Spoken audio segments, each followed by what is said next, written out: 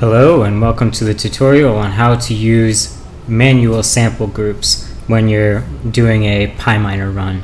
Now this may be useful if you don't have a single cell RNA-seq dataset, but you have something that's more akin to a traditional experiment where you have, let's say, wild type and knockout samples that you want to compare.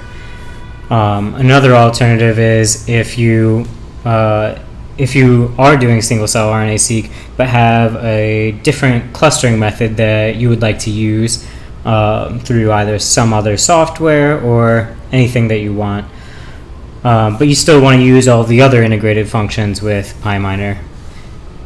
That's still totally possible, and here I'll show you how to do that. So the automated clustering in PyMINEr yields a file that is like this, where it has the column title here and the sample group number here in the second column. And again, this is a tab delimited file, as are most of the other text files that are used by PyMINEr. And this is actually also the format of the input when you want to use manual sample groups. So in that case, you'll have a text file in this format, which I've already moved over here. We can have a look, and it's the same file.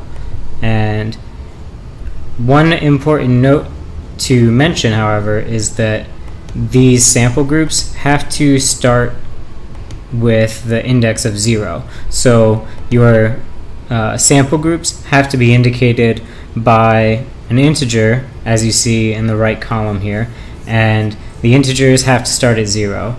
Now this first cell doesn't need to be 0, and the second cell doesn't need to be 1 or anything like that. It just needs to have the lowest integer in that column equal to 0, and they have to all be contiguous. So it has to be 0, 1, 2, 3, 4, etc.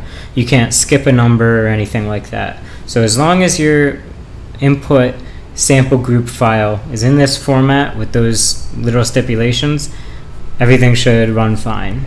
So let's see how we do it. So we'll type PyMINEr.py and then use the input file here.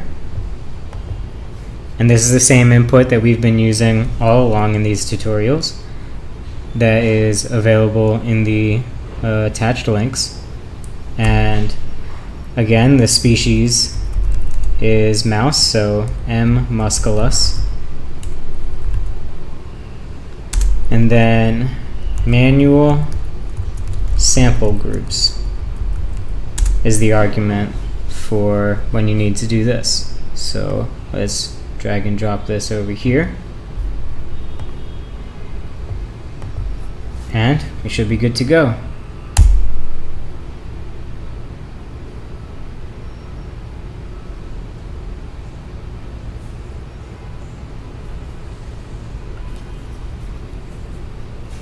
And ultimately, this will yield the same output as before, because the input sample groups are actually the same as the sample groups that were automatically determined by PyMINEr in the earlier run. All right, thank you very much for watching this tutorial.